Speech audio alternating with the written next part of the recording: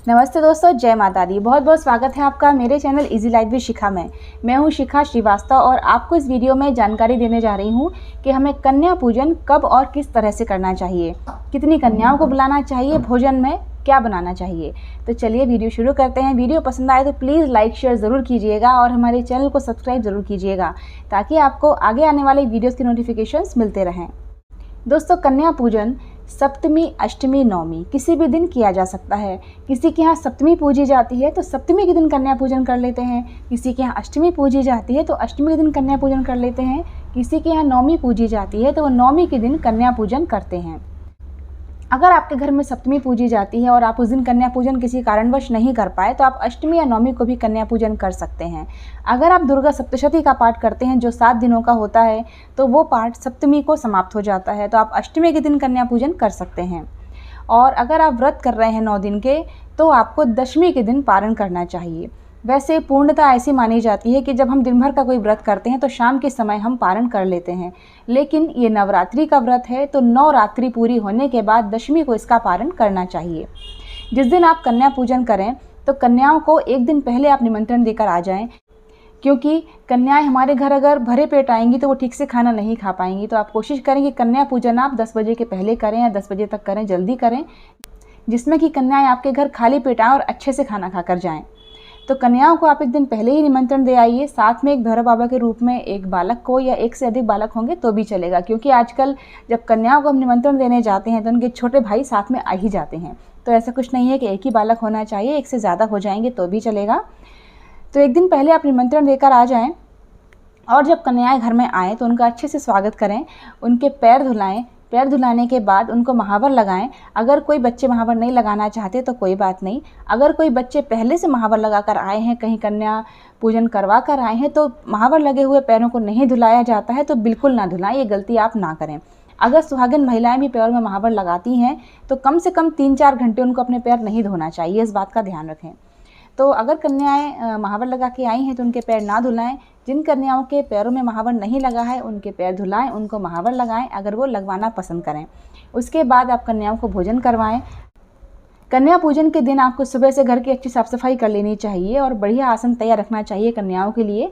तो कन्याओं को आप अच्छे साफ़ सुथरे आसन पर विराजमान कराएं और कन्याओं की पसंद का भोजन बनाएं। जिस तरह का भोजन बच्चे करना पसंद करते हैं उस तरह का भोजन आप घर में बनाएं।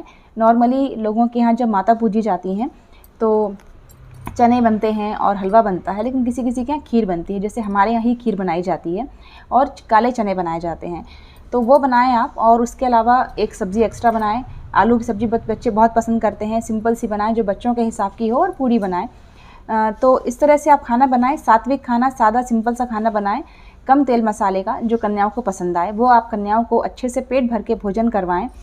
और जब कन्याएं भोजन कर लें उसके बाद आप कन्याओं के किसी पात्र में लेकर, एक कोई पात्र ले लें खाली, और लोटे से हाथ धुलवाएं। अलग से हाथ ना धुलवाएं, कन्याओं को वहाँ से ना उठाएं। और उसके बाद जब कन्याएं हाथ धो लें उनको एक टॉवल दें हाथ पोंछने के लिए। फिर कन्याओं को आप तिलक करें रोली से, और उसके बाद आप उनको दक्षिणा दें। दक्षिणा के साथ साथ एक फल भी देना चाहिए। जितनी आपकी सामर्थ्य हो उतनी आप दक्षिणा दें, ज़्यादा हो तो ज़्यादा दें और कम हो तो कम भी आप दे सकते हैं। और साथ ही साथ जो भैरव बाबा आएंगे उनको भी आपको दक्षिणा देनी है, इस बात का आप अवश्य ध्यान रखें।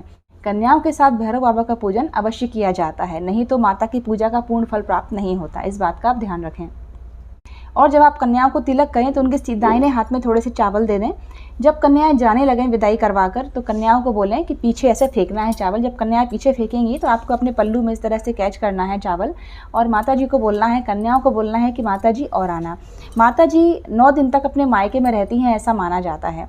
अब 6 महीने बाद माता जी फिर आएंगी, तो उनसे हमको कहना है कि तब तक आप हमारे घर में सूक्ष्म रूप में विराजमान रहिएगा और हमारे घर में सुख समृद्धि बनाए रखना, माता हम पर अपनी कृपा बनाए रखना। फिर कन्याओं की विदाई के बाद इस तरह से कन्या पूजन आपका संपूर्ण हो जाएगा। अब बात आती है कि अगर हमको कन्या नहीं मिलती हैं तो हमें क्या करना चाहिए।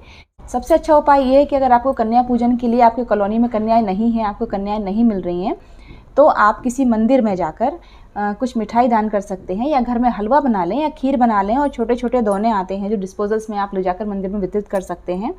अगर आप चाहें तो फल भी बांट सकते हैं, ना भी मिठाई आप बना पाएँ तो इस तरह से कन्या पूजन भी आप कर सकते हैं, तो तब भी आपको पूर्ण फल प्राप्त होगा।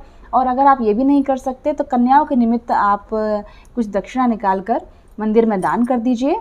इससे भी आपको काफ़ी हद तक कन्या पूजन का फल प्राप्त होगा। वैसे तो कन्या पूजन अगर घर में होता है तो इससे अच्छी कोई बात नहीं, लेकिन अगर आप ये नहीं कर सकते तो आप ये 2 चीज़ें भी कर सकते हैं।